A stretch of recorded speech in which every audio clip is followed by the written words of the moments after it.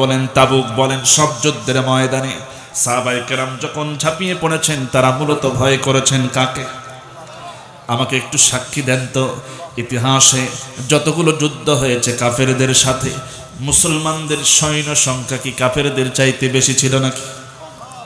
বেশি ছিল কোনোদিন? অস্ত্র কাফেরদের চাইতে মুসলমানদের বেশি ছিল নাকি? কখনো নয়। কিন্তু তারা একমাত্র আল্লাহর উপর ভরসা করে, আল্লাহকে ভয় করে তারা ঝাঁপিয়ে পড়েছেন, সংখ্যা বিচার করেন নাই। তারা কখনো অস্ত্র আছে কি নাই এটা তারা দেখেন নাই। তারা শুধু আল্লাহর ভয় বুকে ধারণ করে তাকওয়া ভিতর অবলম্বন করে যখন তারা এটাকে পুঁজি করে যখন ময়দানে ঝাঁপিয়ে পড়েছেন, আল্লাহ রাব্বুল আলামিন মুসলমানদের সব সময় বিজয় দান করেছে। আমার ভাইরা বলেন তো, সব সময় আমাদের ভিতরে ঈমান আগে, আল্লাহ আগে, রাসূল আগে, নাকি আমার পরিবার আগে? কে আগে? আল্লাহ আগে? বলে তো রাসূল আগে নাকি আমার পিতামাতা আগে? আল্লাহ আগে নাকি আমার দুনিয়ার যত মহব্বতের যাই থাক না কেন, সম্পদ বলেন, আমার উপার্জিত যত রকমের ধনসম্পদ বলেন, আর আমার সম্পর্কের যত রক্তের বন্ধনে যারা ভাই ব্রাদার পিতা মাতা যাই বলেন না কেন, এসব সম্পর্ক রক্তের সম্পর্ক আগে নাকি আমার আল্লাহ আগে? আমার ভাইরা খেয়াল করেন, সে আল্লাহর ভয় তো আমার আপনার ভিতরে রাখতে হবে। দেখেন একজন সাহাবীর কথা বলবো, তার নাম হচ্ছে হযরতে আবু উবাইদা ইবনুল জাররাহ রাদিয়াল্লাহু তাআলা। দেখেন নবী করিম সাল্লাল্লাহু আলাইহি সাল্লাম বললেন, দেখো যুদ্ধটা হচ্ছে বদর। আপনারা বদরের অনেক ঘটনা জানেন, আমি একটু ব্যতিক্রম কিছু ঘটনা বলার চেষ্টা করব, কারণ এগুলো আমাদের সবার মুখস্থ। নবীজি বললেন, দেখো এটা তো ইসলামের প্রথম যুদ্ধ হতে যাচ্ছে। এখন এই যুদ্ধ প্রথম যুদ্ধ, আমি তো নিজেও প্রস্তুত না, আর কুরাইশরা যারা আসতেছে আমাদের বিরুদ্ধে, এরা তো সবাই আমাদের আপনজন, রক্তের সম্পর্কের, সবাই আমাদের পরিবারের আত্মীয় স্বজন। এদের বিরুদ্ধে আমি কেমনে তোমাদেরকে দাঁড় করাই? তারা বলতেছে, ইয়া রাসূলুল্লাহ, আপনি এমন কেন ভাবতেছেন? আমরা তো আপনাকে দাম দিয়েছি আগে, আল্লাহর প্রতি যখন ঈমান এনেছি, আপনার প্রতি যখন ঈমান এনেছি, তখন আমাদের রক্তের সম্পর্কে কেউ আমাদের কাছে দামি নয়। আপনার দাম, আল্লাহর দাম সবচাইতে বেশি। এখানে কে আসতেছে এটা বড় কথা নয়, আমরা ইসলামের পক্ষে, আল্লাহর দ্বীনের পক্ষে আমরা দাঁড়িয়ে যাব, এটাই হচ্ছে আসল কথা। এখানে দুনিয়ার অন্য কোনো সম্পর্ক টিকবে না। আমার বন্ধুগণ, এবার আমার নবীজি বললেন, তাহলে শোনো, সেই আল্লাহর ভয় ভিতরে ধারণ করো, কারণ এই যুদ্ধে যারা আসতেছে সবাই আপনজন, তারা আমাকে সুযোগ পেলে হত্যা করবে, এই নিয়তে তারা রওনা দিয়েছে। আর তোমরা তাদের সঙ্গে যদি যুদ্ধে জড়িয়ে যাও, যেন তোমাদেরকে চিনতে না পারে, এজন্য তোমরা তোমাদের চেহারা ঢেকে ফেলো, চেহারাটা ঢেকে ফেলো, কারণ চেহারা যদি ঢেকে না ফেলো, তারা কিন্তু তোমাদেরকে চিনে ফেলবে, লড়াই করা তোমাদের জন্য কঠিন হয়ে যাবে। এবার সাহাবীরা বলতেছেন, ইয়া রাসূলুল্লাহ, ঠিকই বলেছেন। তাই বলে আমাদের ঈমান কখনো দুর্বল হবে না, আমরা শুধুমাত্র আল্লাহকে ভয় করে, আল্লাহর উপর ভরসা করে আমরা দাঁড়িয়ে যাব। কারণ যারা আপনাকে হত্যা করার জন্য আসতেছে, যারা আপনাকে দুনিয়া থেকে বিদায় করার নিয়তে আসতেছে, যারা ইসলামকে দুনিয়া থেকে মুছে ফেলার জন্য আসতেছে, সে আমাদের রক্তের সম্পর্কের ভাইও যদি হয়, আমার রক্তের সম্পর্কের যদি ভাইও হয়, চাচাও হয়, এমনকি পিতাও হয়, আমরা তাদের সঙ্গে আপোষ করব না, আল্লাহর দ্বীনের পক্ষের তরবারি হয়ে তাদের সঙ্গে লড়াই করে যাব। এটা কার অন্তরে, কার ভয় স্থান দিয়েছে বলেন তো? আল্লাহর ভয়। আমার বন্ধুগণ, এবার সাহাবায়ে কেরাম আমার নবীজির পরামর্শ তারা গ্রহণ করতেছেন। নবীজি বলতেছেন, তোমাদের চেহারাগুলো ঢেকে ফেলো, পাগড়ি দিয়ে পেঁচাও, কারণ আমি তোমাদেরকে তো পর্যাপ্ত অস্ত্র সরবরাহ করতে পারলাম না। তোমাদের যুদ্ধের জন্য পোশাক দিতে পারলাম না, তোমাদেরকে পর্যাপ্ত পরিমাণ লোহার হেলমেট দিতে পারলাম না, যা দিয়ে তোমরা মাথাটা ঢেকে ফেলবে, লোহার হেলমেট মাথায় পরিধান করবে, এরকম পর্যাপ্ত কোনো অস্ত্র শস্ত্র আমি তোমাদেরকে জোগাড় করে দিতে পারলাম না।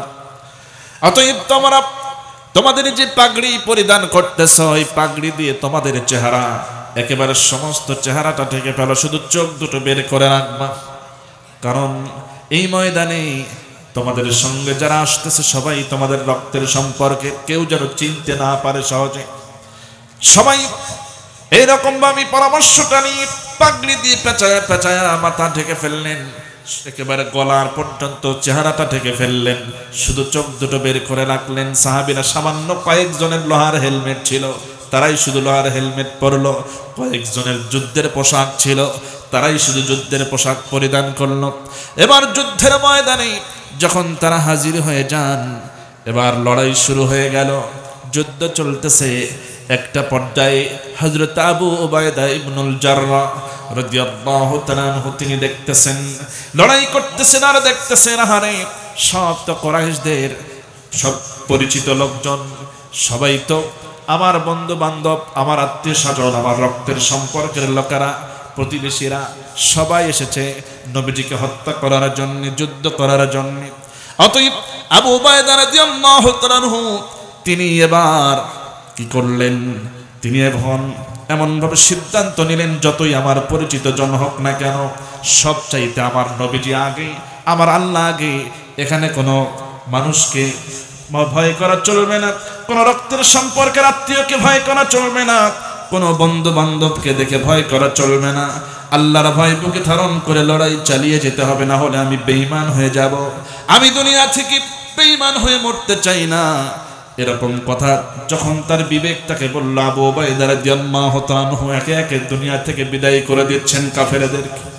হঠাৎ করে কাফেরদের সাথে লড়াই করতে করতে তিনি দেখতে পেলেন, আহারে সর্বনাশ, তার তরবারির সামনে তার জন্মদাতা পিতা জাররা পড়ে গেছে। এবার হঠাৎ করে যখন তিনি দেখতে পেলেন তার জন্মদাতা পিতা তার তরবারির সামনে, তিনি আর নিজেকে ওই জায়গায় রাখলেন না, সটকে পড়লেন, সরে পড়লেন কৌশল করে, কারণ তিনি পিতার সঙ্গে লড়াই করতে চাইলেন না। এবার তিনি ভাবলেন, আমার পিতা, আমার জাররা আমার সামনে পড়েছে, কেমন করে আমি সন্তান হয়ে পিতার বিরুদ্ধে লড়াই করি, তরবারি ধারণ করি, এটা তো করা উচিত হবে না। এই মনে করে তিনি সরে পড়লেন। হঠাৎ করে এবার তার বিবেক তাকে প্রশ্ন করতেছে, আবু উবাইদা রে, এটা তুমি কি করলে? এটা তো যুদ্ধের ময়দান, তুমি কি আল্লাহর ভয় কি তোমার অন্তর থেকে চলে গেল নাকি? তুমি কি জানো না তোমার পিতা আবু জেহেলের সঙ্গে হাত মিলিয়ে এসেছে, নবীজিকে সুযোগ পেলে তারা হত্যা করে ফেলবে। তোমার পিতা জাররা, সে এখন তোমার পিতা নয়, এখন এটা যুদ্ধের ময়দান। রক্তের সম্পর্কে সে তোমার পিতা হতে পারে, কিন্তু রক্তের সম্পর্কের চাইতেও যেই সম্পর্কটা বেশি দামি, সেটা হলো ঈমানের সম্পর্ক। কিসের সম্পর্ক? রক্তের সম্পর্ক দামি বেশি না ঈমানের সম্পর্ক দামি বেশি? আমার ভাইরা, ঈমানদার সবসময় চিন্তা করবে, আমার রক্তের সম্পর্কের যেই হোক না কেন, ভাই হোক, চাচা হোক, প্রতিবেশী হোক, বন্ধু হোক, সে যদি হকের পথ পরিহার করে, যদি বাতিলদের অনুসরণ করে, বাতিলপন্থী যদি দলকে সে অনুসরণ করে চলে, তাহলে তার সঙ্গে আমার রক্তের সম্পর্কে যতই সম্পর্ক থাক ওটা বাদ। আর যদি আমার রক্তের সম্পর্কের কেউ হয় না মনে করেন, কিন্তু সে সবসময় হক পথে চলে, হক কথা বলে, এমন যদি কেউ হয়, তাহলে ওই হলো আমার সবচাইতে বড় বন্ধু। কথা বলেন ঠিক কিনা? কারণ ওই যে ফিলিস্তিনে আমার ভাই বোনেরা যাদেরকে মারা হচ্ছে, তাদের সাথে কি আমাদের রক্তের সম্পর্ক আছে বলেন তো? নাই। তারা এই যে টিকে আছে শেষ পর্যন্ত, তারা কিন্তু ওই শক্তির বিরুদ্ধে তারা যতটুকু সামর্থ্য আছে তাই নিয়ে আল্লাহর উপর ভরসা করেই কিন্তু তারা দাঁড়িয়ে গেছে। কথা বলেন ঠিক কিনা? বিনিময়ে তারা শহীদ হচ্ছেন, কিন্তু তাদের সাথে কি কোনো আপোষ করেছেন? অন্যায়ভাবে কোনো আপোষ তারা মেনে নিয়েছেন? 1 ইঞ্চি জমিন তারা ছেড়ে দেন নাই, কারণ তাদের ভিতরে আল্লাহর ভয় আছে। তারা জানে এই ভূখণ্ড যদি কাফের বেঈমানদের জন্য ছেড়ে দেই তাহলে আমরা নিজেরাই বেঈমান হয়ে যাব। কথা বলেন ঠিক কিনা? আমার এই জমিনটার ব্যাপারে পার্শ্ববর্তী বন্ধু রাষ্ট্র একটু চোখ তুলে নজর দিচ্ছে যে কেমন করে বাংলাদেশটার একটু গ্রাস করা যায়। কথা বলেন ঠিক কিনা? তারা ধারণা করেছে, কেউ কেউ ঘোষণা দিচ্ছে কয়েকদিনের মধ্যেই এই বাংলাদেশ দখল করা সম্ভব, এই কথা বলছে। কিন্তু তারা জানে না যে মুসলিম জাতি তারা কোনো সংখ্যা বিচার করে না। তোমরা যত বড় রাষ্ট্রই হও না কেন, যত অস্ত্রই থাক, এটা মুসলমানেরা পরাও করে না, কারণ তাদের সঙ্গে একজন আছেন, তিনি কে? সে আল্লাহ। যদি সাথে থাকেন আর সে আল্লাহর ভয় বুকে ধারণ করে যদি আমরা সামনে অগ্রসর হই, তাহলে তোমরা কেউ আমাদের সামনে কখনো টিকতে পারবে না। আর মুসলমানদের তাকওয়া তখনই আরো বৃদ্ধি পায়, ঈমান জজবা তখনই আরো বৃদ্ধি পায় যখন জিহাদের ময়দানে আল্লাহু আকবার ধ্বনি উচ্চারণ করে যখন তারা সামনে অগ্রসর হয়। কথা বলে ঠিক? এটাই মুসলমানদের আসল পাওয়ার, অন্য কোনো ক্ষমতা নয়, অন্য কোনো পাওয়ার নয়। আমার বন্ধুগণ, একজন তাকওয়াবান মুমিন সবসময় তার সঙ্গী বন্ধু থাকে হচ্ছে আল্লাহ পাক। তিনি সবসময় তাদেরকে উদ্ধার করে থাকেন, পয়গম্বরদের থেকে শুরু করে সালফে সালেহিন পর্যন্ত সব সময় সকল জায়গায় সবাই আল্লাহ পাককে একমাত্র সঙ্গী হিসেবে তারা গ্রহণ করেছেন। অন্তরের ভিতরে একমাত্র আল্লাহকেই স্থান দিয়েছেন। এজন্য আল্লাহ পাক তাদেরকে সাহায্য করেছেন। এখনো সে আল্লাহ আমাদের সাহায্য করতে পারেন কিনা বলেন? শুধু একটা আওয়াজ, আমাদের অস্ত্র নাই ঠিক আছে, জনবল নাই ঠিক আছে, কিন্তু আল্লাহু আকবার ধ্বনি যদি উচ্চারণ করি তাহলে আমাদের ইমানি জজবা বাড়বে না কমবে? এটাই মূল হাতিয়ার। হাদিসের মধ্যে এসেছে সাহাবায়ে কেরাম রাদিয়াল্লাহু তাআলা আনহুম যখন যুদ্ধের ময়দানে ঝাঁপিয়ে পড়েছেন, তারা নারায়ে তাকবীর আল্লাহু আকবার ধ্বনি উচ্চারণ করেছেন, আর কাফের বেঈমানদের হাত থেকে তরবারিগুলো ঝনঝন করে মাটিতে পড়ে গেছে। আল্লাহু আকবারের পাওয়ার আছে না? আমি একটু পরীক্ষা করে দেখতে চাই যে কার ভিতরে কত ইমানি জজবা, আল্লাহর ভয় কেমন। একটু আল্লাহর ভয়ে ভীত হয়ে আবার ইমানে উজ্জীবিত হয়ে একটু আওয়াজটা দিবেন, লিল্লাহি তাকবীর। আমার ভাইরা, সন্তুষ্টজনক হয় নাই। সন্তুষ্টজনক আওয়াজ এটাকে বলে না। আমাদের আওয়াজ দুর্বল হয়েছে বলেই ইহুদি খ্রিস্টানেরা আমাদের উপরে চেপে বসেছে। কথা বলেন ঠিক কিনা? আর একটা বার লিল্লাহি তাকবীর। এই তো এইবার হয়েছে। যুবক ভাইরা দেখেন, এই আওয়াজ আল্লাহ পাক নিজেই নবীজিকে দিতে বলছেন, ইয়া আইয়ুহাল মুদাসসির কুম ফাআনজির ওয়া রাব্বাকা ফাকাব্বির। হে রাসূল, আপনি আপনার রবের বড়ত্ব শ্রেষ্ঠত্ব ঘোষণা করুন, আপনার রবের নামে আপনি তাকবীর দিন। আল্লাহ পাক নিজে নবীজিকে বলছেন। যদিও বিগত সময় এই আল্লাহু আকবার আওয়াজের মধ্যে এক শ্রেণীর মুসলমান তারা কিন্তু জঙ্গিবাদের গন্ধ খুঁজত। কথা বলেন ঠিক কিনা? আর এই দেশে জঙ্গি নাটক যারা আমদানি করেছে তারা সব সময় মাদ্রাসার ছাত্রদের পিছনে লেগে থাকতো, মসজিদের ইমামদের পিছনে লেগে থাকতো, এরকম দাড়িওয়ালা, টুপিওয়ালা, পাগড়িওয়ালা, এরকম আল্লাহওয়ালা লোকদের পিছনে সব সময় লেগে থাকতো, আর জঙ্গি জঙ্গি নাটক তারা তৈরি করতো। কথা বলে ঠিক কিনা? আল্লাহু আকবার আওয়াজ তাদের ভালো লাগতো না, সহ্য হতো না। আমার মাঝে মাঝে মনে হয় যার পরিচয় মুসলমান সে কেমন করে আল্লাহু আকবারের ভিতরে জঙ্গিবাদের গন্ধ খোঁজে। আমার তো ধারণা হয় একে পরীক্ষা করলে দেখা যাবে এর সাথে আবু জেহেলের একটা যোগাযোগ আছে। কোন মুসলমান তো আল্লাহু আকবার এই ধ্বনির মাঝে তো এরকম কিছু খুঁজতে পারে না। পার্শ্ববর্তী দেশ কেন, বাংলাদেশ কেন, গোটা বিশ্বকে চ্যালেঞ্জ করতে চায়, তোমরা যতই আল্লাহু আকবার আমাদের কাছ থেকে কেড়ে নিতে চাও না কেন, আমাদের কাছ থেকে এই আল্লাহু আকবার কেড়ে নেওয়া সম্ভব হবে। এজন্য আবার আওয়াজটা আসতে হবে না, জোরে হবে, লিল্লাহি তাকবীর, লিল্লাহি তাকবীর।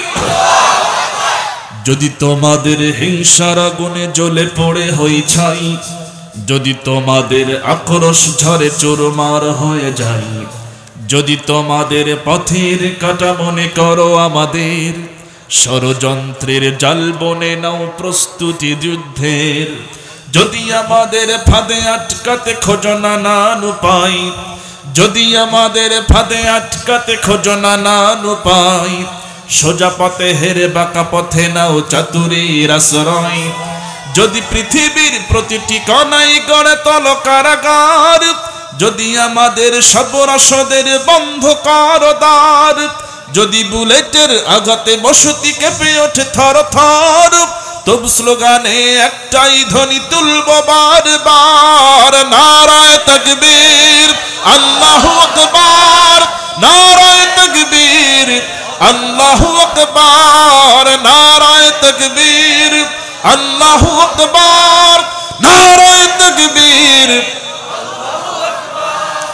গুম হয়ে গেছে ভাই তবু পথ চেয়ে থাকি বসে, শহীদ আবরার হয়ে সে যদি ফিরে আসে, পিতা মাতা হারিয়ে অবুঝ শিশুকে দেখায়, বিচার করো গো প্রভু আমি নালিশ দিয়ে যাই। নরপিশাচ সীমারের দল জানো নাই খবর, আমরা তো সেই উত্তর সুরি বেলাল সুমায়ার, কথা বলেন ঠিক কিনা? নরপিশাচ সীমারের দল জানো নাই খবর, আমরা তো সেই উত্তর সুরি বেলাল সুমায়ার। মুমিনের কাছে ইমানের চেয়ে দামি নেই কিছু আর, শত আঘাতেও তাকবীর ধ্বনি তুলব বারবার, নারায়ে তাকবীর আল্লাহু আকবার, নারায়ে তাকবীর আল্লাহু আকবার, নারায়ে তাকবীর আল্লাহু আকবার, নারায়ে তাকবীর। মেরেছ অনেক, সয়েছি ব্যথা, ঝরেছে রক্ত কত, তবু জিহাদের ডাক আসে যদি না শুকাতেই ক্ষত। ঘরে বসে কেউ রইব না কঠোর অজুহাতে, যাব রাজপথে জীবন বিলাতে আলী হামজার মতো, কথা বলেন ঠিক না? মেরেছ অনেক, সয়েছি ব্যথা, ঝরেছে রক্ত কত, তবু জিহাদের ডাক আসে যদি না শুকাতেই ক্ষত। ঘরে বসে কেউ রইব না কঠোর অজুহাতে, যাব রাজপথে জীবন বিলাতে আলী হামজার মতো। মুসলমানের প্রতিটি ঘরে জেগে আছে তিতুমির, প্রয়োজনে ফেরে বাঁশের কেল্লা গড়বে নবীন বীর। মুসলমানের প্রতিটি ঘরে জেগে আছে তিতুমির, প্রয়োজনে ফেরে বাঁশের কেল্লা গড়বে নবীন বীর। ভুলে যাব দলকে কোন মতের একজনই রাহবার, একটাই সেই স্লোগান হবে আল্লাহু আকবার, নারায়ে তাকবীর আল্লাহু আকবার, নারায়ে তাকবীর আল্লাহু আকবার, নারায়ে তাকবীর আল্লাহু আকবার, নারায়ে তাকবীর আল্লাহু আকবার, নারায়ে তাকবীর নারায়ে তাকবীর আল্লাহু আকবার। আল কোরআনের আলম সংসদের জালম, আল হাদিসের আলম, আমরা সবাই নবীর সালাম ভয় করি না বুলেট বোমা,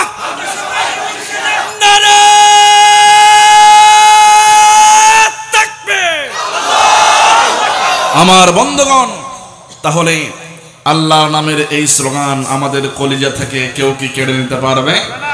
এটাই আমাদের মূল পাওয়ার, এটাই আমাদের ঈমানকে মজবুত করে। আমার ভাইরা খেয়াল করুন, এই আওয়াজ দিয়েই হযরত আলী রাদিয়াল্লাহু তাআলা আনহু খয়বারে কিন্তু জুলফিকার নামক তরবারি নিয়ে রওনা করেছিলেন। কারণ এই ঘটনা আপনারা সকলে জানেন। তার বয়স কিন্তু তখন ছিল মাত্র 22 বছর। কত বছর? 22 বছরের মানুষ মনে হয় খুব বুড়ো হয়ে যায়, তাই না? হ্যাঁ, চিন্তা করেন। সেই যুবক ভাইরা, আপনাদেরকে তো আমি লক্ষ্য করে বলতেছি, যুবক ভাইরা আপনাদের কাছে একটি মেসেজ দিয়ে যাই। এটা 2025 সাল জানুয়ারি মাস চলতেছে। 24 সাল পর্যন্ত যা হয়েছে সবকিছু ডিলিট করতে হবে। রাজি আছেন তো সবাই? মানে আমি বলতে চাচ্ছি, অন্তরে তাকওয়া প্রতিষ্ঠিত করার জন্য সব ধরনের গুনাহ থেকে ফিরে আসতে হবে, মুক্ত করতে হবে নিজেকে। রাজি আছেন তো সবাই? তাকওয়া পয়দা করার জন্য অবশ্যই পিছনের গুনাহকে ছেড়ে আসতে হবে।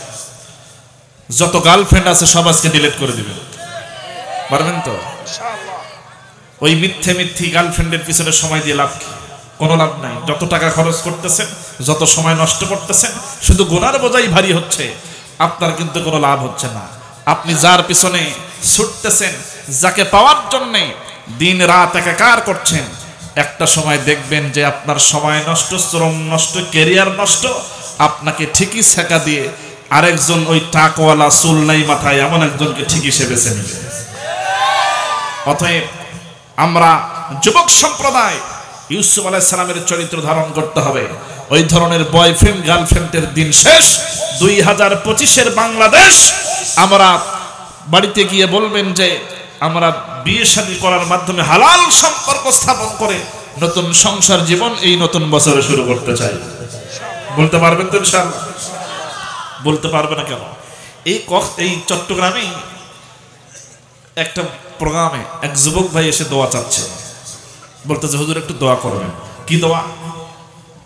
বলে হুজুর বিয়ে শাদী করব, বাড়ি থেকে তো রাজি হচ্ছে না। কেন রাজি হচ্ছে না? কেন বিয়ে করাবে না? আপনার বাড়িতে কি অভাব? ওই না হুজুর, অভাব তো নাই, আমার পুকুর আছে, মাছ চাষ হয়, ক্ষেত খামারে অনেক ফসল উৎপাদন হয়, অনেক ইনকাম আছে, অসুবিধা নাই, আল্লাহ পাক ভালোভাবে সংসার চালায়। বললাম তারপরেও বিয়ে করাচ্ছে না, কারণ কি? কয় দেখেন হুজুর, আসলে পড়াশোনা করে বসে আছি, চাকরি এখনো হয়নি, এই কারণে বিয়ে শাদী করাচ্ছে না। আচ্ছা বলেন তো, বিয়ে শাদী করার জন্য কি চাকরি শর্ত? চাকরি কি শর্ত? অনেকে মনে করতেছে কি না কি হয়। বিয়ে শাদী করার জন্য চাকরি শর্ত নয়। তাহলে সংসারে এত ইনকাম আছে, এরপরেও সন্তানদের বিয়ে শাদী করাচ্ছেন না, কবে চাকরি হবে সেই সময়? তাহলে এই যে তারা বয়ফ্রেন্ড আর গার্লফ্রেন্ড এগুলো নিয়ে তো ঘোরাফেরা করবেই, অবৈধ সম্পর্ক চলতেই থাকবে। অতএব অভিভাবক যারা আছেন, মেসেজটা দিয়ে যাই, সন্তান উপযুক্ত যদি হয়ে থাকে, ছেলে হোক মেয়ে হোক, বিয়ে শাদী দিতে হবে, বিয়ে শাদী করাতে হবে। আর যদি এই দায়িত্ব পালন না করা হয়, তাহলে ছেলে মেয়ে যত গুনাহ করবে এই অবস্থায়, এই গুনার ভাগ পিতামাতার আমলনামায় আগে আসবে। অতএব গুনাহমুক্ত সমাজ এই জমিন থেকে উৎখাত করে একটি তাকওয়ার সমাজ প্রতিষ্ঠিত করতে হবে, যেখানে থাকবে শুধু আল্লাহর ভয়। আমার ভাই একটু খেয়াল করুন, হযরত আবু উবাইদা রাদিয়াল্লাহু তাআলা আনহু আল্লাহর ভয় কি বুকে ধারণ করে তিনি এবার ভাবলেন, আসলেই তো তাই, আমি তো তাহলে বেঈমান হয়ে যাব। কেন আমি আমার পিতার সঙ্গে লড়াই করলাম না? কেন আমি আমার পিতার সামনে থেকে সরে গেলাম? এটা তো আমার জন্য উচিত হয় নাই। এবার যদি আমার পিতা জাররা আমার তরবারির সামনে পড়ে যায়, তাহলে আমি তার সঙ্গে লড়াই করব। যতই আমার জন্মদাতা পিতা হোক না কেন, রক্তের সম্পর্ক আমার সঙ্গে যতই থাক না কেন, আগে আল্লাহ, আগে আল্লাহর দ্বীন, আল্লাহ রাসূল আগে, এরপরে আমার পিতা। আর এই যুদ্ধের ময়দানে তো পিতা বলে পরিচয় দেওয়া চলবে না, কারণ আমার পিতা এসেছে আবু জেহেলের পক্ষ নিয়ে কুফরি শক্তি হয়ে। এখন সে আমার পিতা নয়, এখন সে আমার ইসলামের দুশমন। এবার যদি আমার সামনে আমার পিতা জাররা পড়ে যায়, তরবারি হবে, মোকাবেলা হবে, তরবারি দিয়ে মোকাবেলা করা হবে। একটা পর্যায়ে দেখা গেল ঠিকই ঘুরতে ঘুরতে হঠাৎ করে তার সামনে তার পিতা জাররা পড়ে যায়। এইবার হযরত আবু উবাইদা রাদিয়াল্লাহু তাআলা আনহু তিনি এবার চিন্তা করলেন, আর ছাড় দেওয়া যাবে না, এই সুযোগে আমার পিতার সঙ্গে আমার বোঝাপড়া করতে হবে। এবার জাররাও বুঝতে পারে নাই যে তার সামনে তার সন্তান আবু উবাইদা দাঁড়ানো, কারণ তার চেহারাটা পাগড়ি দিয়ে এমন ভাবে পেঁচাইছেন, চেহারা চেনার কোনো উপায় নাই, শুধু চোখ দুটো বের করে রেখেছেন। সব সাহাবীরা প্রায় চেনার কোনো কায়দা নেই।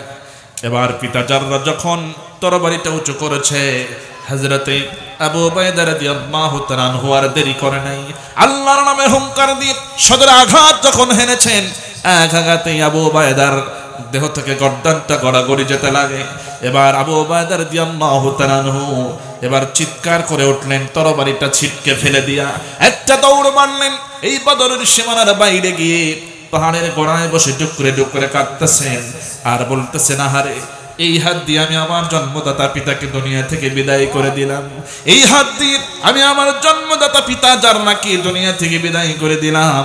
আমার ভাইরা বলেন তো, তার ভিতরের ঈমান কি দুর্বল হয়েছে নাকি? তার ভিতরে মূলত কার ভয়? শুধু আল্লাহর ভয়। আমার ভাইরা, এবার তিনি কি করলেন? পাত্তা ছেলের মতো ডুকরে ডুকরে কাঁদতেছেন। এটা হলো মহাব্বতের কারণে। ঈমান তার দুর্বল হয়েছে এমনটা নয়, কারণ সন্তান হিসেবে পিতার সঙ্গে কিন্তু মহাব্বত আল্লাহ পয়দা করে দিয়েছেন। সেই সম্পর্কের কারণে তিনি এরকম ভাবে কান্নাকাটি করতেছেন। একটা পর্যায়ে যুদ্ধ যখন শেষ হয়ে যায়, নবীজি বললেন, কারা কয়জন বন্দী হয়েছে, কয়জন শহীদ হয়েছে জানাও। সব তথ্য জানানো হলো। সাহাবীরা বললেন, ইয়া রাসূলুল্লাহ, এখানে 14 জন সাহাবী শাহাদাত বরণ করেছেন, 70 জন কাফের নিহত হয়েছে, আর 70 জন বন্দী হয়েছে। আমার নবীজি সকল কিছু সমাধান করলেন এবং বন্দীদের ব্যাপারে আমার নবীজি বললেন, পরামর্শ দাও কি করা যায়। এবার সাহাবীরা বলতেছেন, ইয়া রাসূলুল্লাহ, কি পরামর্শ দেব? নবীজি বললেন, অবশ্যই পরামর্শ দাও। পরামর্শের মধ্যে আল্লাহ পাক বরকত দিয়েছেন। আমার নবীজি প্রথমে হযরতে ওমর ফারুক রাদিয়াল্লাহু তাআলা আনহুকে ডাকলেন, ডেকে বলতেছেন, ওমর রে, তুমি পরামর্শ দাও, এই 70 জন যে বন্দী হয়েছে তাদের কি করা যায়। হযরত ওমর বলেন, ইয়া রাসূলুল্লাহ, এই 70 জন বন্দীর ব্যাপারে যদি আমাকে বলতে বলেন, তাহলে আমি বলবো, আমার যারা আত্মীয় স্বজন আমার সামনে দেন, আমি তাদের দেহ থেকে কল্লাটা আলাদা করে দেই। আলীর আত্মীয় স্বজন যারা আলীর সামনে দিয়ে দেন, সে তরবারি দিয়ে তার আত্মীয় স্বজনকে দুনিয়া থেকে বিদায় করে দেখ। এইভাবে করে প্রতিশোধ গ্রহণ হয়ে যা, ইনসাফ প্রতিষ্ঠা হয়ে যাবে। নবীজি বললেন, ঠিক আছে, তোমারটা শুনলাম। এবার হযরতে আলী রাদিয়াল্লাহু তাআলা আনহুর কাছে শোনা হচ্ছে। হযরত আলী পরামর্শ দিলেন, ইয়া রাসূলুল্লাহ, এই সমস্ত বন্দীদের হাত পা বেঁধে জঙ্গলের মধ্যে ছেড়ে দেওয়া হোক, আর জঙ্গলের ভিতরে আগুন জ্বালায় তাদের শেষ করে দেওয়া হোক। এবার নবীজি বললেন, ঠিক আছে, তোমারটা শুনলাম। কারণ তারা তো পরামর্শ দিচ্ছেন, এক একজনের মতামত এটা পেশ করতেই পারেন। এবার নবীজি শেষে হযরত আবু বকর রাদিয়াল্লাহু তাআলা আনহুকে বললেন, আবু বকর, তোমার কাছে কি পরামর্শ? হযরত আবু বকর রাদিয়াল্লাহু তাআলা আনহু বলেন, ইয়া রাসূলুল্লাহ, আমার পরামর্শ হলো, এই বন্দীদেরকে হত্যা না করে জঙ্গলের ভিতরে না ছেড়ে দিয়ে এদের কাছ থেকে মুক্তিপণ নেওয়া হোক, এদের কাছ থেকে রক্তপণ নেওয়া হোক, অথবা যারা ইসলাম কবুল করবে এই শর্তে তাদের মুক্ত করে দেওয়া হোক। এটা হলো আমার পরামর্শ। আমার নবীজি হযরত আবু বকরের পরামর্শটা গ্রহণ করে নিলেন। সুবহান। যদিও আল্লাহ পাকের ইশারা ছিল, হযরত ওমর ফারুক রাদিয়াল্লাহু তাআলা আনহু যেই সিদ্ধান্তটা পেশ করেছিলেন এটার উপরে আল্লাহ রাজি ছিলেন, কিন্তু যেহেতু একটা পরামর্শ করে মানে সিদ্ধান্ত নেওয়া হয়েছে, আল্লাহ পাক বললেন, ইয়া রাসূলুল্লাহ, যেহেতু আপনি পরামর্শ ভিত্তিক কাজটা করেছেন, এখানে আপনারটাই ঠিক, আপনি ওই আবু বকর রাদিয়াল্লাহু তাআলা আনহুটাই করেন, তাদেরকে মুক্তিপণ দিয়ে ছেড়ে দেন। সুবহানাল্লাহ। আমার বন্ধুগণ, এবার নবীজি বলতেছেন, এটা তো সমাধান হয়ে গেল, এখন আমার আবু উবায়দা কোথায় আনো? আবু উবায়দাকে খোঁজা শুরু হয়ে গেল, পাওয়া যায় না। এবার নবীজিকে জানানো হলো, ইয়া রাসূলুল্লাহ, আবু উবায়দাকে তো পাই না। নবীজি বললেন, দেখো একটু এই বদরের সীমানার বাইরে গিয়ে খোঁজো। সবাই খুঁজতে লাগলেন। হযরত ওমর ফারুক রাদিয়াল্লাহু তাআলা আনহু তিনি দেখতে পেলেন পাহাড়ের গোড়ায় বসে আবু উবায়দা রাদিয়াল্লাহু তাআলা আনহু ডুকরে ডুকরে কাঁদতেছেন বাচ্চা ছেলের মতো। এবার নবীজি তাকে বললেন, আবু উবায়দা রে, নবীজি তোমাকে যেতে বলেছেন, চলো তাড়াতাড়ি যাই। এবার হযরত আবু উবায়দার চোখে পানি, এখনো কান্না থামে নাই, কারণ নিজের হাতে নিজের পিতাকে বিদায় করেছে, এই জন্য এখনো কান্না তার থামে না, চোখটা তার লাল হয়ে গেছে কেঁদে কেঁদে। হযরত ওমর ফারুক রাদিয়াল্লাহু তাআলা আনহু তাকে হাত ধরে নবীজির সামনে গিয়ে দাঁড় করালেন। নবীজি তার চেহারা দেখি এবার নবীজি মুস্কি মুস্কি হাসেন, আর হযরত আবু উবায়দা রাদিয়াল্লাহু তাআলা আনহু তিনি কাঁদতেছেন। সাহাবীরা এই দৃশ্য দেখে আশ্চর্য হয়ে গেলেন, তারা ভাবতেছেন কি ব্যাপার, এমনটা কেন হচ্ছে? নবীজি মুস্কি মুস্কি হাসেন আবু উবায়দার দিকে তাকায়া, আর আবু উবায়দার চোখে তো পানি দেখা যায়, কারণ কি? এবার কেউ কেউ জিজ্ঞেস করলেন, ইয়া রাসূলুল্লাহ, বুঝলাম না, যদি অনুমতি দেন একটা প্রশ্ন জিজ্ঞেস করতে চাই। নবীজি বললেন, কি বলতে চাও বলো। বলতেছি, ইয়া রাসূলুল্লাহ, আবু উবায়দার চোখে পানি দেখি আর আপনি মুস্কি মুস্কি হাসতেছেন, তার দিকে তাকিয়ে কারণটা কি বুঝি নাই। নবীজি বললেন, শোনো সাহাবীরা, তোমরা তো সব সময় সকল কিছু খবর রাখতে পারো না। কিছুক্ষণ আগে জিবরাইল এসেছিলেন, আমাকে যেই খবরটা দিয়ে গেছে রে সাহাবীরা, তোমরা আশ্চর্য হয়ে যাবে শুনলে। কারণ আমার এই আবু উবায়দা যে কাঁদতেছে তোমরা দেখতেছো, আবু উবায়দার জন্য একটা সুসংবাদ আছে রে সাহাবীরা। আবু উবায়দা সে এমন কাজ করেছে যুদ্ধের ময়দানে।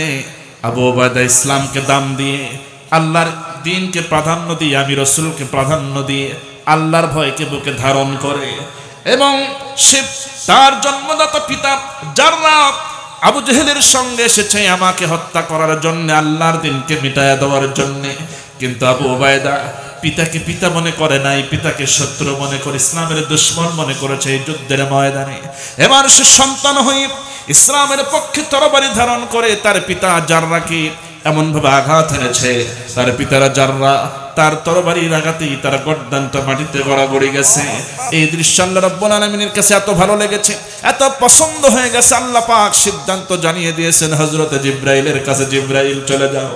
আবু উবায়দা যা করেছে শুধু আমার ভয় ভিতরে ধারণ করে, শুধু আমাকে ভালোবেসে, আমার রাসূলকে প্রাধান্য দিয়ে, আমার দ্বীনকে প্রাধান্য দিয়ে, পিতাকে পিতা মনে না করে, কুফরের শক্তি মনে করে, শিরকের প্রতীক মনে করে সে দুনিয়া থেকে তাকে বিদায় করে দিয়েছে। আমার আরশ খুশি হয়ে গেছে। সুতরাং জিবরাইল আমার নবীজিকে জানায় দাও, আবু উবায়দাকে দুনিয়াতে বেঁচে থাকা অবস্থায় আমি আল্লাহ রাব্বুল আলামিন তার জন্য জান্নাতের সুসংবাদ দিয়ে দিলাম। সাহাবীরা এই জন্য আমি হাসতেছি আমার ভাইরা। আশারায়ে মুবাশশারা যাদের বলা হয়, 10 জন দুনিয়াতে জান্নাতের সুসংবাদ যারা পেয়েছেন, তার মধ্যে একজন হলেন হযরত আবু উবায়দা ইবনুল জাররাহ। সুবহানাল্লাহ।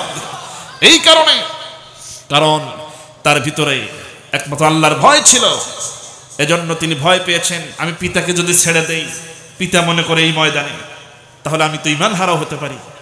আল্লাহ পাক আমাকে বেঈমান করে আসামির কাঠগড়ায় দাঁড়াতে পারেন, তাহলে এই কাজটা তো আমার উচিত হবে না। আমাকে অবশ্যই, যদি আমার সামনে আমার পিতা আবার পড়ে যায়, তার সাথে লড়াই করে যেতে হবে, কৌশল করলে হবে না। পিতা মনে করে আমি হয়তো কৌশল করে সরে যেতে পারি, অনেকে আছে তারা যুদ্ধ করবে এটা মনে করতে পারি, কিন্তু কেউ দেখতেছে না। কে দেখতেছে? এই যুদ্ধের ময়দানে আমি আমার পিতাকে যদি পিতা মনে করে যদি পাশ কাটিয়ে চলে যাই, আল্লাহকে ফাঁকি দেওয়ার চেষ্টা করি, তাহলে কোনো কারণে যদি আমার নবীজি ক্ষতিগ্রস্ত হয়ে যান, আক্রান্ত হয়ে যান, তাহলে আমি আবু উবায়দার ইহকাল পরকাল দুইটাই বরবাদ হয়ে যাবে, আমি বেঈমান হয়ে যাব। অতএব আমি বেঈমান হতে চাই না। আগে আল্লাহর প্রতি ঈমান, রাসূলের প্রতি ঈমান, আগে ইসলাম, এরপরে পিতার হিসাব। সেটা তো তাও যুদ্ধের ময়দানে নয়। আমার পিতা ইসলামের বিরুদ্ধে অবস্থান করেছে, অতএব তার বিরুদ্ধে তরবারি অবশ্যই ধারণ করতে হবে। আমার ভাইরা, তাহলে তার মতো ভয় আমাদের ভিতরে রাখার দরকার আছে না? আমার যুবক ভাইরা, তাহলে আবু উবায়দার মতো তরুণ, হযরত আলীর মতো তরুণ যুবক আপনারা, আল্লাহ পাক আপনাদের মাধ্যমে যুগে যুগে যে কোনো বিপ্লবকে সংগঠিত করেছেন। আপনাদের মাধ্যমে আমরা নতুন স্বাধীনতা পেলাম এবং খোলামেলা কথা মুক্ত বাতাসে বলতে পারছি, চলতে পারছি। এজন্য আল্লাহ পাক আপনাদেরকে এত ভালোবাসেন। এই জনপদ, বিশেষ করে মুসলিম এই জনপদকে, এই যুবক সম্প্রদায় আপনারা যারা আছেন, আল্লাহ পাক আপনাদের দ্বারাই এটা পরিচালনা করতে চান। অতএব আবার প্রস্তুত থাকতে হবে।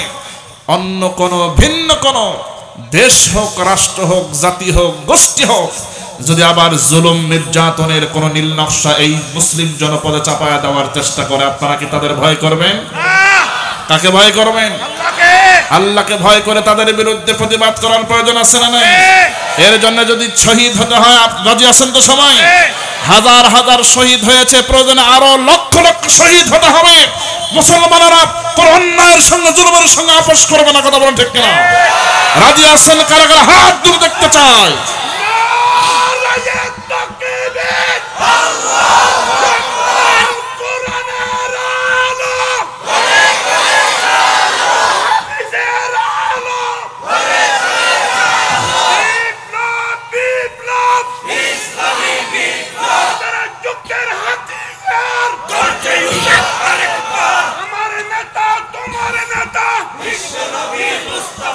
বিশ্বনবী মুস্তাফা, আমার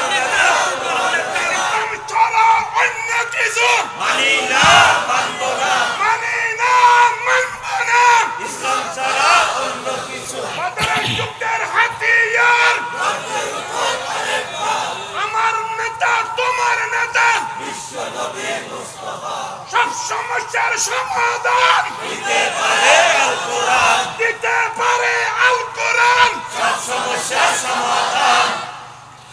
শত শহীদের রক্তে ভেজা আমার বাংলাদেশে, মাহফিল থেকে বলছি কথা আজকে বীরের বেশে। শত শহীদের রক্তে ভেজা আমার বাংলাদেশে, ইসামতি থেকে বলছি কথা আজকে বীরের বেশে।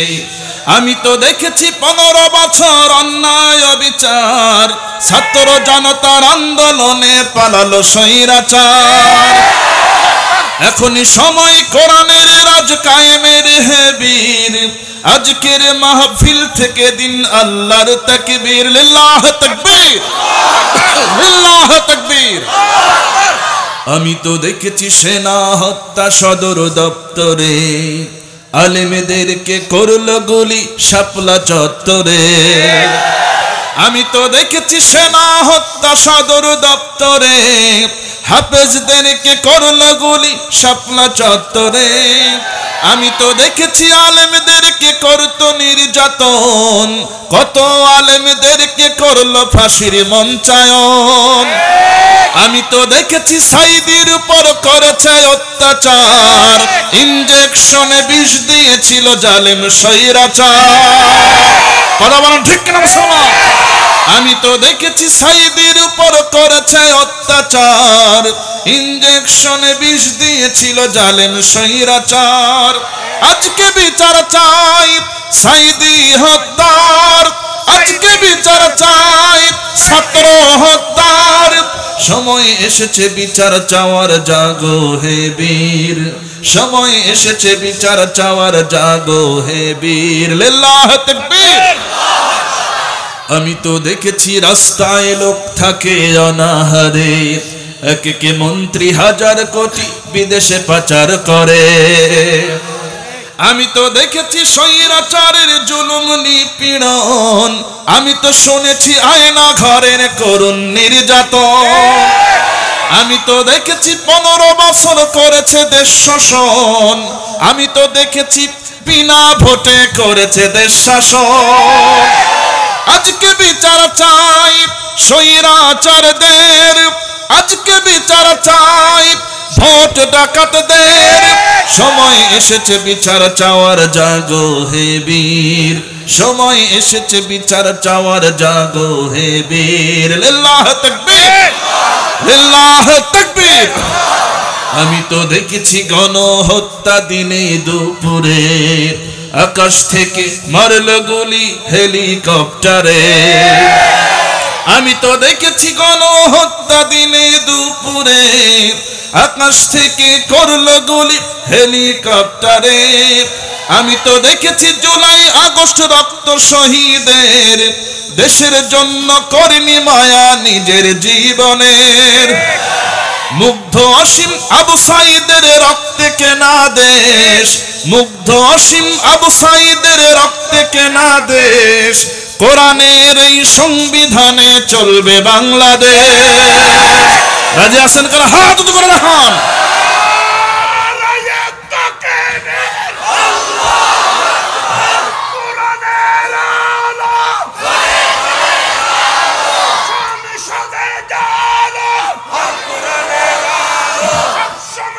সমাধান দিতে পারে আল কোরআন, মদরের যুগের হাতিয়ার গর্জে উঠে আরেকবার। আল্লাহর আইন চাই, সৎ লোকের শাসন চাই, সৎ লোকের শাসন চাই। আল্লাহর আইন চাই, সব সমস্যার সমাধান দিতে পারে আল কোরআন, মদরের যুগের হাতিয়ার গর্জে উঠে আরেকবার। জিহাদ জিহাদ জিহাদ চাই, জিহাদ করে বাঁচতে চাই।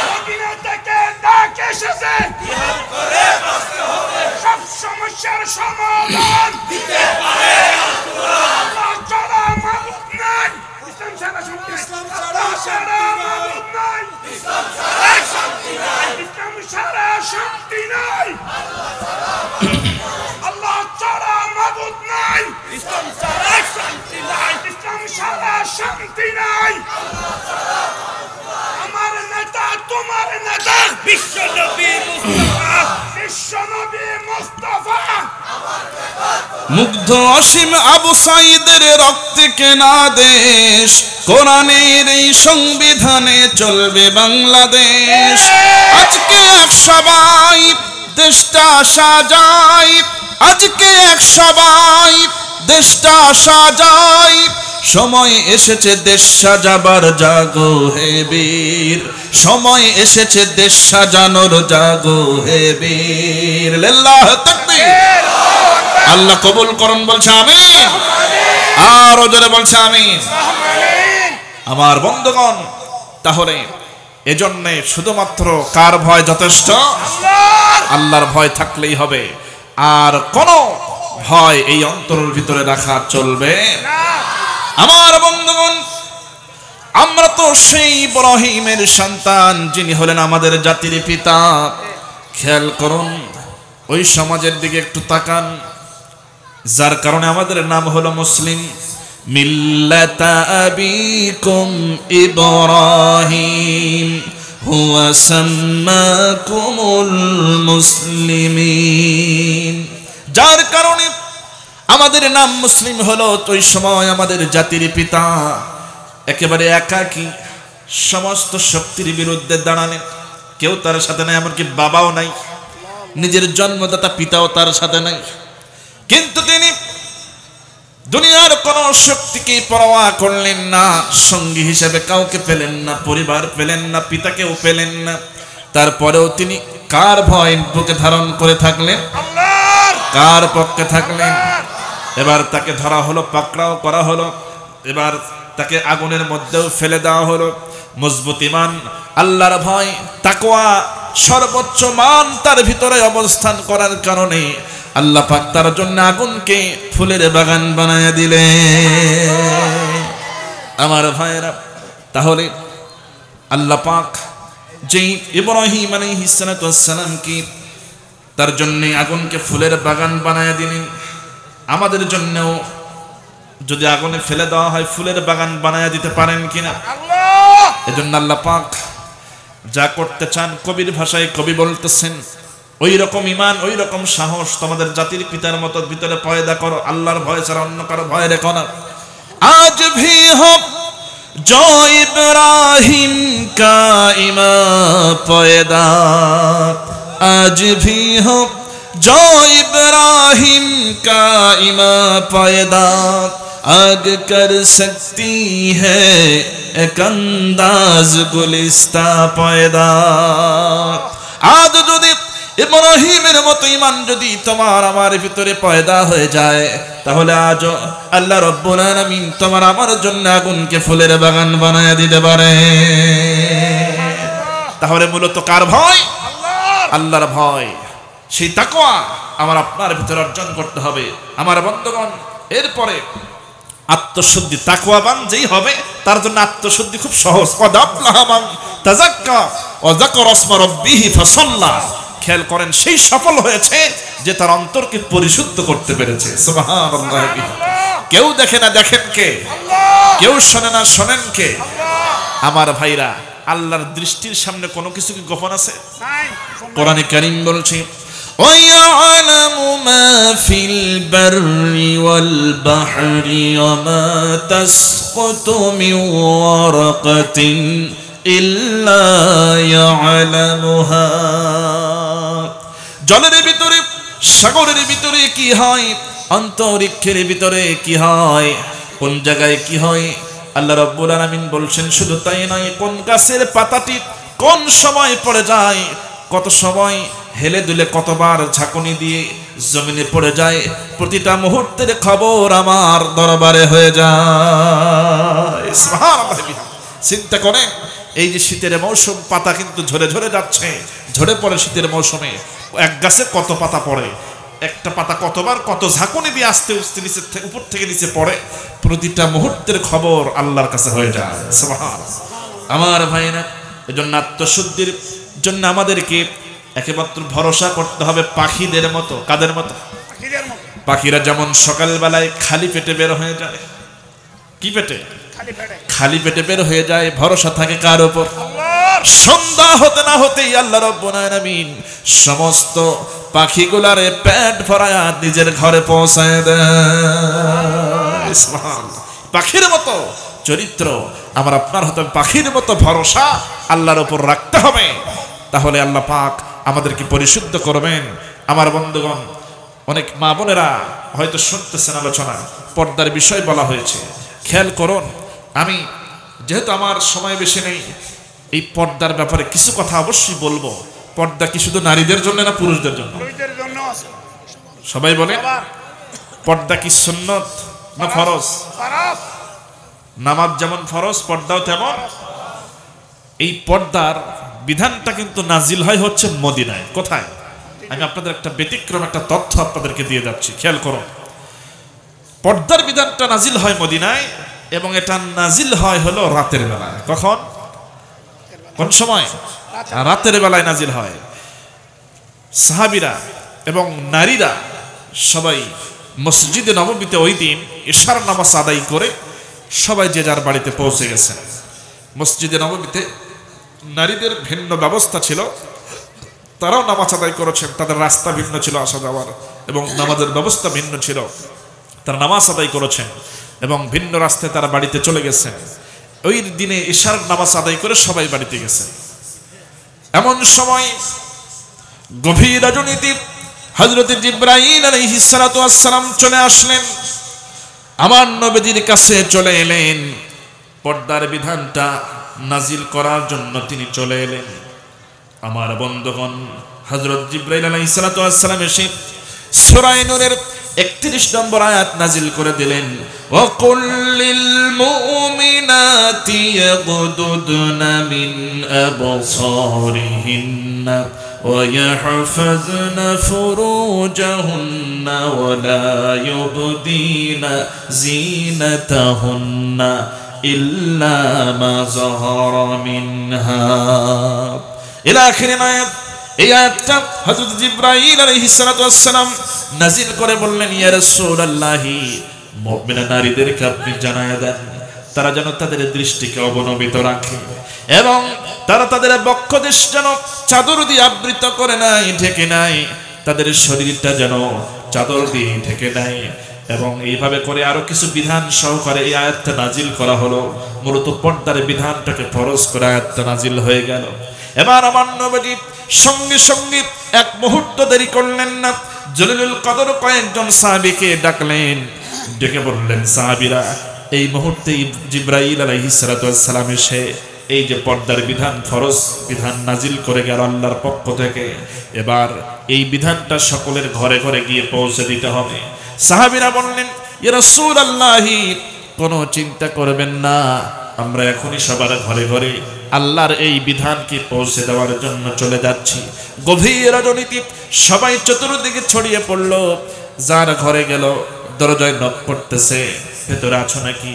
ভেতর থেকে দরজা খুলে দেওয়া হয়েছে এবং সঙ্গে সঙ্গে পৌঁছে দেওয়া হলো, শোনো ও ভাই, ও রাসূলের সাহাবী, আল্লাহ রাব্বুল আলামিনের পক্ষ থেকে জিবরাইল এসে কিছুক্ষণ আগে পর্দার বিধান নাজিল করে গেছে, ফরজ করা হয়েছে। অতএব নারীদেরকে পর্দার বিধান শরীরে কায়েম করে এরপরে ফজরের জামাতে যেন তারা শামিল হয়ে যায়, তাদের পৌঁছায় দিও। এইভাবে করে প্রত্যেকটা ঘরে ঘরে এই বিধানটাকে পৌঁছে দেওয়া হয়। গভীর রজনী হওয়ার কারণে প্রত্যেকের ঘরে পৌঁছে দেওয়া সম্ভব হলো না, এখনো অনেক ঘর বাকি থেকে গেল। ইতিমধ্যে ফজরের আজান হয়ে যায়। এবার সকলে যে যার মতো মসজিদে নববীতে চলে গেছে। মসজিদে নববীতে যাওয়ার কারণে মসজিদে নববীতে গিয়ে ফজরের জামাত যখন শুরু হয়েছে, তখনও এখনো হালকা অন্ধকার তখনও ছিল। জামাত যখন শেষ হয়ে গেল, দিন আস্তে আস্তে ভোর হতে থাকলো, পরিষ্কার হতে থাকবে এমন একটা পরিবেশ দেখা গেল। ইতিমধ্যেই যখন একটু মানুষকে স্পষ্ট চেনা যায়, নারীরা এবার আরেক নারীদের দিকে তাকায় আশ্চর্য হয়ে গেল, কি ব্যাপার, এই নারীদের শরীরে এরকম পোশাকের পরিবর্তন কেমন করে হলো? গতকাল কেউ তেমনটা দেখি না, এই ব্যাপারটা কি? এই নারীদের অতিরিক্ত পোশাক কথা দেখে এলো এবং একজন নয়, দুইজন নয়, অনেকের শরীরে এরকম অতিরিক্ত পোশাক কিভাবে, কোথা থেকে এলো, কারণটা কি, এরা কি, এদের কি হলো, কি ব্যাপার? এবার এই নারীরা জিজ্ঞেস করে ফেললো, কি ব্যাপার, তোমাদের শরীরে আজকে এমন পোশাক কেন? তোমাদের শরীরে এমনটা তো গতকাল কেউ দেখি নাই। অনেকগুলো তোমাদের ভিতরে দেখতে পাচ্ছি মাথা থেকে পা পর্যন্ত এক্সট্রা চাদর দিয়ে তোমরা ঢেকে ফেলেছো, কারণটা কি? এবার ওই নারীরা বলতেছে, কেন তোমরা কি খবর পাও নাই? রাতের বেলা হযরত জিবরাইল এসে আল্লাহ পাকের পক্ষ থেকে পর্দার বিধান ফরজ করে আয়াত নাজিল করে গেছে। আমরা যখনই এই পর্দার বিধানের কথা শুনেছি তখন থেকে আমল শুরু করে দিয়েছি, আমাদের শরীরটাকে ঢেকে ফেলেছি অতিরিক্ত চাদর দিয়ে। তোমাদের কাছে কি এই খবর যায় নাই? এবার এই নারীরা এই কথা শোনা মাত্রই নিজেদেরকে আফসোস করতেছে আর ধিক্কার দিয়ে বলতেছে, আহারে আফসোস আমাদের জন্যে, আমরা কেন রাতের বেলাতেই এই খবর আমরা জানতে পারলাম না। আহারে আল্লাহর হুকুম পালন করতে আমাদের অনেক দেরি হয়ে গেল, আল্লাহর বিধানটা পালন করতে আমাদের অনেক দেরি হয়ে গেল। রাতের বেলায় যদি আমরা জানতে পারতাম যে আল্লাহ পাক এমন একটা বিধান দিয়েছেন, পর্দার বিধানকে ফরজ করে দিয়েছেন, যদি জানতে পারতাম তার আমরাও তোমাদের মতো এরকম চাদর পরিধান করে মাথা থেকে পা পর্যন্ত সমস্ত শরীর ঢেকে আমরাও এই মসজিদে নববীতে চলে আসতাম ফজরের জামাতে। আহারে আমাদের জন্য কত বড় আফসোস, রাতের বেলা কেন জানতে পারলাম না, এরকম করে তারা আফসোস করতেছেন। একটু সময় আল্লাহর এই বিধান তাদের কাছে পৌঁছে নাই বলে তারা কি আফসোস করতেছে আর বলতেছে, আহারে রাতের বেলায় কেন জানলাম না, আল্লাহর হুকুম পালন করতে আমাদের অনেক দেরি হয়ে গেল। এরকম তারা চিন্তা করতেছেন, আফসোস করতেছেন, এবং তারা সিদ্ধান্ত নিয়ে ফেললেন মসজিদে নববী থেকে। এই নারীরা সিদ্ধান্ত নিলেন, আমরা আর কেউ বাড়িতে যাব না যতক্ষণ পর্যন্ত আমরা আমাদের শরীরে পর্দার বিধান কায়েম না করব। এই রকম সিদ্ধান্ত তারা নিয়ে ফেললেন।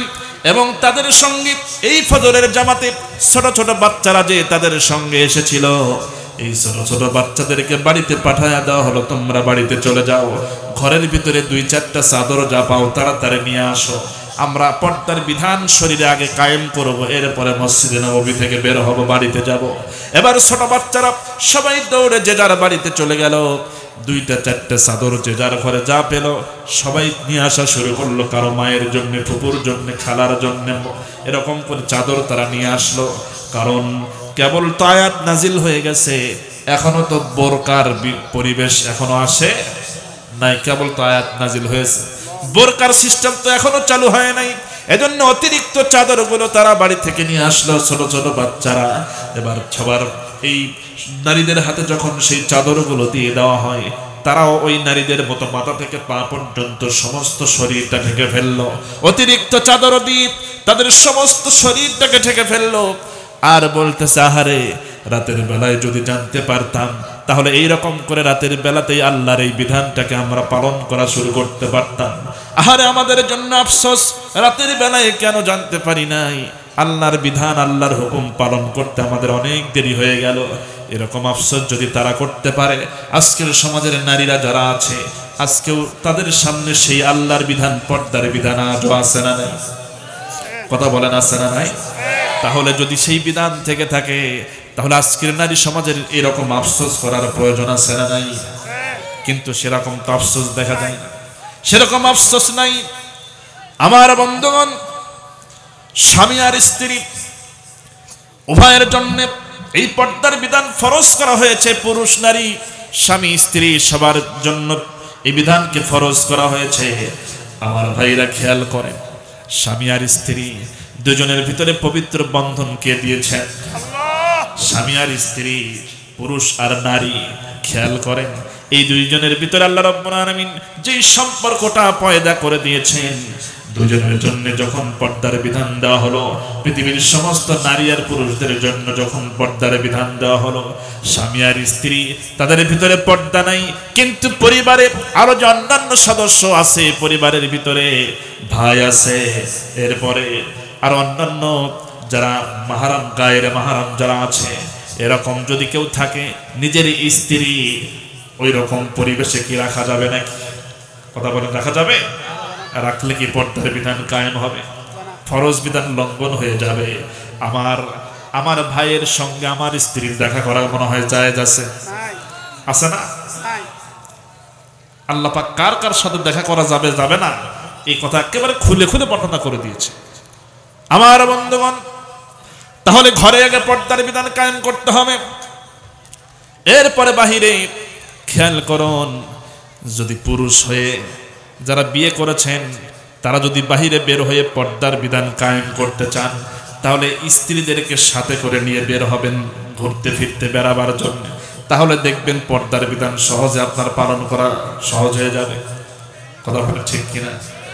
দেখেন অনেক স্বামী আছে স্ত্রীকে সাথে করে নিয়ে ঘুরতে যেতে চায় না। স্ত্রী যদি বলে যে ও স্বামী আমাকে নিয়ে একটু চলো ঘুরতে যাই, স্বামী বলে যে আরে আমার সময় নেই, তুমি থাকো। কিন্তু যদি কোনো শালিকা বলে যে আমাকে নিয়ে একটু ঘুরতে চলেন দুলা ভাই, তখন বলবে আরে কবে যাবে, কখন যাবে আমাকে বলো, প্রয়োজনে তোমার জন্য ছুটি নেব। কথা বলে ঠিক কিনা? এরকম কিন্তু কথা বলে, চিন্তা করে আমার ভাইরা। এখন স্বামীকে লিল্লাহ তাকবীর, লিল্লাহ তাকবীর, লিল্লাহ তাকবীর। প্রধান মুফাসসির জনাব আলহাজ মাওলানা ডক্টর শহীদুল ইসলাম বারাকাতি হুজুরের আগমন, জনাব মাওলানা ডক্টর শহীদুল ইসলাম বারাকাতি হুজুরের আগমন মাহফিলের পক্ষ থেকে, মাহফিলের পক্ষ থেকে লিল্লাহ তাকবীর, লিল্লাহ তাকবীর। আজকের মাহফিলের প্রধান মুফাসসিরের আগমন মাহফিলের পক্ষ থেকে, মাহফিলের পক্ষ থেকে লিল্লাহ তাকবীর। প্রধান মুফাসসিরকে আমরা সুস্বাগতম বলছি, তার জন্য দোয়া করছি আল্লাহ পাক তাকে দিনের খাদেম হিসেবে কবুল করুন বলছি আমি। 1 মিনিটে শেষ করে দিচ্ছি। এখন স্বামী এবং স্ত্রী যখন বাইরে বের হবে, দেখেন স্ত্রীদেরকে সাথে নিয়ে ঘুরতে যাওয়া কিন্তু সুন্নাত। ঘুরতে যাওয়া কি সুন্নাত আদায় হবে কেমনে? দেখেন এমনি তো আর সুন্নাত আদায় হবে না। স্ত্রীকে যখন পাশে নিয়ে আপনি হাঁটবেন, আপনি চাইলেও কিন্তু সহজে আপনার মনে যাই থাক না কেন, আপনার স্ত্রীকে নিয়ে যখন হাঁটবেন অন্য কোনো নারীর দিকে এইভাবে করে তাকাতে সাহস পাবেন না। কথা বলেন ঠিক? যখনই আপনি অন্য নারীর দিকে এরকম তাকাবেন, স্ত্রী বলবেন হাই ওইদিকে কি, ওইদিকে কি দেখো, আমি তো তোমার সাথেই আছি। কথা বলেন ঠিক কিনা? সে কিন্তু আপনার ওই যে পর্দাটাকে মানে কায়েম রাখার জন্য সে কিন্তু সহযোগিতা করলো, আপনার ইমানের পাহারাদারি করলো, হেফাজত করলো। এজন্য স্ত্রীকে সাথে করে নিয়ে ঘোরাফেরা করতে হবে, তাদেরকে সাথে নিয়ে সফর করতে হবে। সুন্নত এই জন্য আদায় হবে। আল্লাহ পাক আমাদের সকলকে সেই পর্দার বিধানকে ঘরে বাইরে পালন করার তৌফিক দান করুন। একজন তাকওয়াবান সত্যিকারের মুসলিম হিসেবে যেন আমরা গড়ে উঠতে পারি, এবং আল্লাহ পাক যেন আমাদেরকে আমাদের আত্মার শুদ্ধি এবং আমাদের নেক আমলের দ্বারা আত্মশুদ্ধি সহ আমাদের ভিতরে শুধুমাত্র কেবলমাত্র আল্লাহর ভয় আর আমাদের সব ধরনের, শুধু পর্দার বিধান নয়, সব ধরনের বিধান যেন আমরা মেনে নিই, আল্লাহর সামনে মাথা নত করে জীবনটা পার করতে পারি। আল্লাহ পাক আমাদের তৌফিক দান করুন বলছে আমিন। আখিরি দাওয়ানা আলহামদুলিল্লাহি রাব্বিল আলামিন। আসসালামু আলাইকুম ওয়া রাহমাতুল্লাহি ওয়া বারাকাতুহু।